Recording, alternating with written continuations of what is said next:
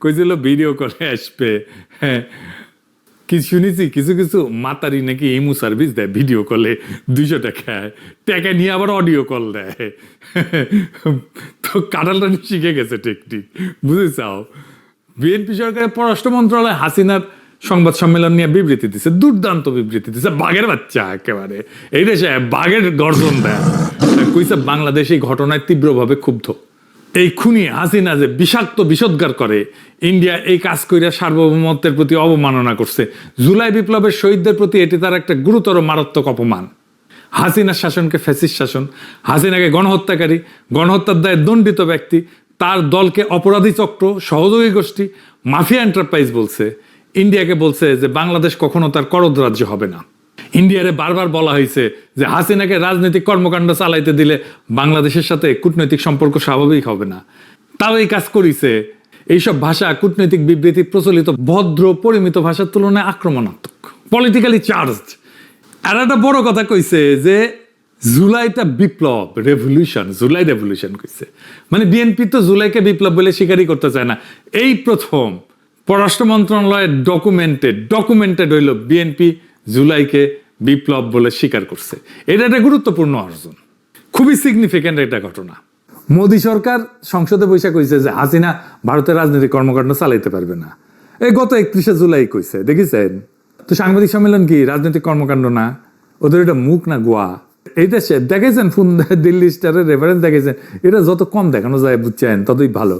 আমার ক্ষুদ্র ভাতারা মাইন্ড করে, কয় যে এটা দেখে নাকি মেজাজ খারাপ হয়ে যায়। ইলিয়াস তো আমার ফোন দিলেই কয় যে দাদা আপনি ভিডিওতে ফোন দেন, আলো দিল্লি স্টারের নিউজ দেন, স্টোরি দেখান, এটা কেন করেন, এটা কইরেন না। আমার তো রেফারেন্স দেখাতে হয়, কিছু রেফারেন্স আমি কোথাও পাই না। ধরেন আজকে একটা কাজ করেছিলাম, একটা এপিসোডের কাজ করেছিলাম, করতে করতে একটা রেফারেন্সের দরকার। ওয়ার্ল্ড ব্যাংকের সাথে সরকারি কেনাকাটা নিয়ে হাসিনা সরকারের একটা বড় ঝামেলা হয়েছিল সেই 2009 সালে। $1.5 বিলিয়ন লোন আটকে দিছিল কিন্তু ওয়ার্ল্ড ব্যাংক। তো আপনি নিউজ কোথাও খুঁজে পাবেন না, কোথাও না, দিল্লি স্টার ছাড়া। তো আপনারে আমারে আরো দীর্ঘ সময় এই আর্কাইভের উপরে, এদের আর্কাইভের উপরে নির্ভর করতে হবে, উপায় নাই। কারণ আমাদের তো কোনো মিডিয়া দাঁড়ায় নাই, তো এখনো মিডিয়া দাঁড়ায় নাই। বাঙ্গুদের আগে বাইজি বাড়িতে যাওয়ার রেওয়াজ ছিল জানেন তো। বাড়িতে কালে বউ আসছিল, তারপরেও ওই বউরা কইতো কুলবধূ, মানে যারে দিয়ে কুল বা বংশ রক্ষা হয়। কিন্তু এই কুলবধূর রগে এই প্রেম রং ঢং এই সমস্ত হইতো না, শুধু বংশ রক্ষাই হইতো। তো বাঙ্গুদের সেই প্রেমের অভাবটা পূরণ করতো বাইজিরা, সেজন্য বাইজি বাড়িতে যেত। তা আমাদের কুলবধূ মিডিয়া যারা আছে আর কি, তারা দিল্লি স্টার বা ফোনদের আলো এই বাইজের অভাব পূরণ না করা পর্যন্ত আমাদের বাইজে বাড়িতে যাইতেই হইতেছে। কুলবধূর কাছে যা পাওয়া যাবে না, তার জন্য বাইজের উপরে নির্ভর করে তো বাঙ্গুদের নিয়তি, তাই না? তো আমারও নিয়তি হয়েছে। যাই হোক, মনে আছে তো ওই যে এসকেএফ কোম্পানির ওষুধ বয়কট আর মেরিল কসমেটিক্স বয়কট, এই দুইটা থেকে ফোনদের আলো দিল্লি স্টারের টেকা আসে গলে, কেনা বন্ধ করে দেন, সুখে ঘুচা হয়ে যাবে। যাই হোক, আলাপে ফিরে আসি। আমরা বুঝে নি যে হাসিনা এবং আওয়ামী লীগটা আসলে কি। হাসিনা আর আওয়ামী লীগ এরা হইতেছে বাংলাদেশে ইন্ডিয়ার এজেন্ট। শেখ হাসিনার যদি কোনো রকম বিন্দুমাত্র ক্ষতি করার চেষ্টা করা হয়, সেটা বাংলাদেশের মাটিতে হোক আর ভারতের মাটিতে হোক, বাংলাদেশ কিন্তু আর বাংলাদেশ থাকবে না। আওয়ামী লীগ যতদিন ক্ষমতায় থাকবে ততদিন সে বাংলাদেশকে ইন্ডিয়ার করদ রাজ্য বানায় রাখবে, এমন কিছু দিবে ইন্ডিয়া যা চিরদিন মনে রাখবে, বুঝেছাও। আর যখন ক্ষমতায় থাকবে না তখন বাংলাদেশকে অস্থিতিশীল করে রাখবে। 1975-এ এই কাদের সিদ্দিকিরা ইন্ডিয়া পলায় গিয়া বাংলাদেশের বিরুদ্ধে যুদ্ধ করেছে, অস্ত্র হাতে। ইন্ডিয়া ক্যাম্প কইরা এই মেঘালয়, আসাম, ওই অঞ্চলগুলোতে। আওয়ামী লীগ একমাত্র রাজনৈতিক দল যে স্বাধীন বাংলাদেশের বিরুদ্ধে বিদেশের মাটিতে বসে আনুষ্ঠানিকভাবে যুদ্ধ করে গেছে আমাদের সেনাবাহিনীর সাথে, বছরের পর বছর, 75 থেকে 77 পর্যন্ত। ইন্ডিয়ার মেঘালয়, আসাম সীমান্ত এলাকায় ঘাঁটি স্থাপন করছিল, বিএসএফ সাহায্য করত, অস্ত্র দিত। হাসিনার প্রত্যক্ষ সমর্থন ছিল। হাসিনা চিঠিতে যোগাযোগ রাখতো কাদের সিদ্দিকির সাথে, নির্দেশ দিত কাদের সিদ্দিকে, ওকে ডাকতো বজ্র হইলা, কইতো আমি তোমাদের ক্যাম্পে গিয়ে রান্না করে দিয়ে আসবো। উরে বাবা, কাদের সিদ্দিকি নিজে বলছে তার ওই বাহিনীতে প্রায় 10,000-এর মতো সেনা ছিল। কোনো বিচার হয়েছে ওর? রাষ্ট্রের বিরুদ্ধে যুদ্ধ, তো বিচার হওয়া উচিত, ওর তো ফাঁসি হওয়া উচিত। আরামজাদারা আমাদের বলে নাকি আমরা নাকি জঙ্গি।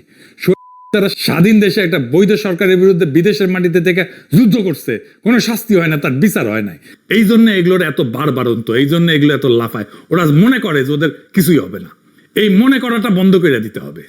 তারপরে কি হইলো, কাদের সিদ্দিকি শেষ হইলো, তারপরে শুরু হলো শান্তি বাহিনী।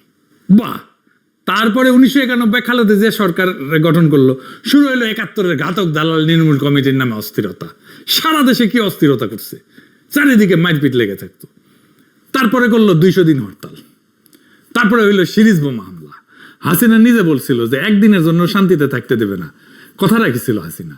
বাংলাদেশে হাসিনা বা আওয়ামী লীগ ক্ষমতায় না থাকলে বাংলাদেশকে তামা তামা করে দিবে, এটা ইন্ডিয়ান পলিসি। হাসিনার মনে, হাসিনার দলের লোকদের মনে বিন্দুমাত্র গ্লানি আছে, অনুশোচনা আছে? নাই।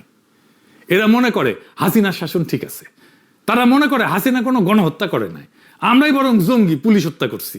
এই 2 বছর আগের ইতিহাস এইভাবে পাল্টায় দেয় এত ডকুমেন্টেশন থাকার পরে, জাতিসংঘের তদন্তের পরে। তাইলে বুঝেন 1971-এর ইতিহাস নিয়ে কি রাহাজানি করছে আওয়ামী লীগ। এদের দাবরানের উপরে রাখবেন, এরা সোজা থাকবে। এদের সাথে মানুষের মতো আচরণ করছেন তো মরছেন, ওরাই আপার হ্যান্ড নিয়ে নেবে। আওয়ামী লীগের পক্ষে যে বয়ান উৎপাদন করবে যেই হোক, তারই জয় বাংলা করে না দিলে এরা সোজা হবে না। বাকশালী পিটাইলে বরকত আছে। বিদেশের মাটিতে যেগুলো মাস্তানি করবে সেগুলো বাংলাদেশের বাড়িতে গিয়া ধরবেন। এগুলো ভিতর ডিম। কয়টা কেস করেন, 1 সপ্তাহের মধ্যে সোজা হয়ে যাবে, রোলারের মতো সোজা হয়ে যাবে। তবে আমার স্ট্র্যাটেজিতে বাকশালী আর ইন্ডিয়া দুটোই সাইজ হয়ে যাবে, একসাথে একেবারে রোলারের মতো সাইজ হয়ে যাবে। শুনবেন, জানেন তো আমার স্ট্র্যাটেজি করলে ফুল প্রুফ। বন্দুকের গুলি মিস হইতে পারে, আমার স্ট্র্যাটেজি মিস হবে না। কেমনি করবেন? হ্যাঁ, ফ্রি না, খালি সব ফ্রি, সব স্ট্র্যাটেজি ফ্রিতে কয়া দিই জন্য দাম নাই আমার। তাও কইতেছি, আসেন শুনেন, ইন্ডিয়া আর আওয়ামী লীগকে একই স্ট্র্যাটেজিতে দুটারই সাইজ করে দিতে পারবেন কিভাবে। আওয়ামী লীগ যদি সত্যি সত্যি জাউরম অব্যাহত রাখে, তাহলে ওদের ধরে ধরে জেনেভা ক্যাম্পের মতো একটা ক্যাম্প বানাইতে হবে, ওটা রাখতে হবে, নাগরিকত্ব কেড়ে নিতে হবে। ইন্ডিয়া পুশিন করলে সমান সংখ্যক বাকশালীকে ওই ক্যাম্প থেকে ধরে নিয়ে পুশব্যাক করে দিতে হবে ইন্ডিয়ায়। শুভেন্দু পশ্চিমবঙ্গে মুসলমানদের সাথে যে রাজনীতি করে, বাংলাদেশে বাকশালীর বিরুদ্ধে একই রাজনীতি করতে হবে। শুভেন্দু যে ধর বাংলাদেশি ধর করে যে তারায় না, এই যে দেখেন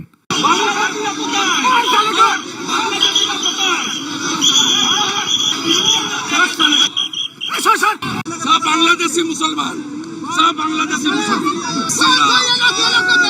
মুসলমান হিন্দু,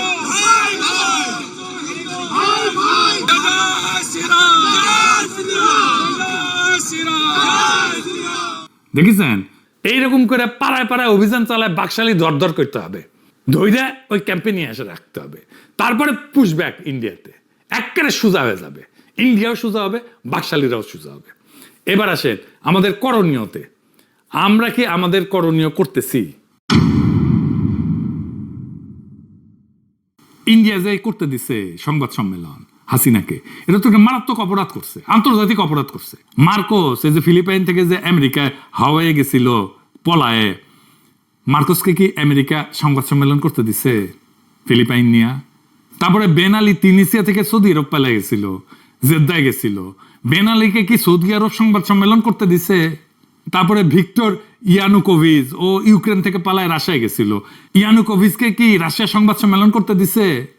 রাজাপাকসে তো শ্রীলঙ্কা থেকে প্রথমে মালদ্বীপ গেছে পলায়, তারপরে সিঙ্গাপুর, তারপরে থাইল্যান্ড। তো রাজাপাকসকে কি মালদ্বীপ, সিঙ্গাপুর, থাইল্যান্ড কেউ সংবাদ সম্মেলন করতে দিছে? বাশার আল আসাদ তো সিরিয়া থেকে পলায় রাশিয়ায় গেছে, আর বাশার আল আসাদ কি সংবাদ সম্মেলন করছে? মিডিয়া আসছে, পলিটিক্স করিচ্ছে? তো ইন্ডিয়া কেন দিল? তো ইন্ডিয়ার এই অপরাধকে ক্যাপিটালাইজ করতে হবে। বিএনপি সরকার তার পক্ষে যা করা দরকার করেছে, আমাদের প্রত্যাশার চাইতে শক্ত প্রতিক্রিয়া দেখাইছে পররাষ্ট্র মন্ত্রণালয় থেকে বিবৃতি দিয়ে। বাকি কাজ তো বিরোধী দলকে করতে হবে, ইন্ডিয়ার চাইপা ধরতে হবে, কচ্ছপের কামড় দিয়ে ধরতে হবে, যেন সরকার আরো শক্ত পজিশন নিতে পারে ইন্ডিয়ার বিরুদ্ধে। তারেক রহমান যেন ইন্ডিয়ায় না যায় এই ব্যবস্থাও করতে হবে। আমন্ত্রণ পাইছে কিন্তু না যায় যেন। বিএনপি তো বিবৃতি দিচ্ছে, বিএনপি কি আইডিয়া ইন্ডিয়ান হাই কমিশন ঘেরাও করতে পারবে সরকারি থেকে? পারবে না তো, এটা বিরোধী দলকে করতে হবে। ইন্ডিয়ান ইন্টারেস্ট যা যা আছে তার সামনে নিয়ম করে বিক্ষোভ করতে হবে, অবরোধ করতে হবে, বন্ধ করে দিতে হবে ইন্ডিয়ান কালচারাল সেন্টার সবগুলা। ওদের যা বিজনেস আছে সবগুলো, ওষুধ কোম্পানি আছে, প্যারাসুটের তেলের কোম্পানি আছে, এগুলো যা যা আছে সবগুলো লিস্ট করতে হবে, তারপরে সবগুলো বন্ধ করে দিতে হবে। আর 11 দল কি করলো? গতকাল সচিবালয় ঘেরাও করলো। আগে নাকি প্রোগ্রাম থ্রো করা হয়েছিল 5ই আগস্ট যে হাসিনা বক্তৃতা দিবে, এটা তো আগে থেকে জানতো। তো হাসিনা বক্তৃতা দিলে কি বলবে সেটা অনুমান করা কি কষ্ট নাকি? তো এটা বোঝা যায় না যে তারপরের দিন আমাদের একটা অ্যাকশন দেখাইতে হবে? গতকাল তো বিরোধী দলের ইন্ডিয়ান হাই কমিশন ঘেরাও করতে যাওয়া উচিত ছিল, কিন্তু ঘেরাও করলো সচিবালয়। আজিব বাত। কোনটা প্রায়োরিটি, কোনটা এই মুহূর্তের রাজনৈতিক কর্তব্য, এটা ঠিক করতে না পারলে তো বিপদ। বিদ্যুৎ গ্যাসের জন্য বিক্ষোভ করতে হয় নাকি? বিএনপি সরকার তো বিরোধী দলীয় নেতা শফিক সাহেবের কনস্টিটিউয়েন্সিতে মিরপুরে স্থানীয় সরকার মন্ত্রীরা পাঠাইছিল, শাহ আলমরে। কি কি উন্নয়ন কাজ করতে হবে সেটা তদারকিতে মন্ত্রীরা পাঠাইতেছে একটা কনস্টিটিউয়েন্সিতে। আর এই সরকারের সাথে বিদ্যুৎ নিয়ে সচিবালয় ঘেরাও করতে হয়, কি আজীব বাত। জামাতে ইসলামী তো তেরের সংকটের সময় যখন লাইন ধরেছিল ইরান যুদ্ধের যখন চরমে, ওই সময় প্রস্তাব দিছিল না যে একসাথে কাজ করি? শুনেন, আমরা কেন জয়েন্টলি করতে পারি না কেন? আমরা যদি জয়েন্টলি করতে পারতাম তাহলে আমাদের ডেমোক্রেসিটা সাস্টেইনেবিলিটির দিকে যাইত, মানুষ আশান্বিত হতো। তারপরে কমিটি হয়েছিল, কমিটি করার এক সপ্তাহের মধ্যে সব ঠিক হয়ে গেল, মনে আছে না? তো এখনকার সংকট কি সেই সময়ের চাইতে বেশি নাকি? এটা নিয়ে কেন ঘেরাও করতে হইলো? জিয়ার আমলে মাওলানা ভাসানী ফারাক্কা মিছিল করেছিল না? সে ফারাক্কা মিছিল জিয়া সরকারকে সাহায্য করেছিল, তার ফরেন পলিসি ইন্ডিয়ার সাথে সম্পর্ককে রিডিফাইন করার জন্য সাহায্য করছিল।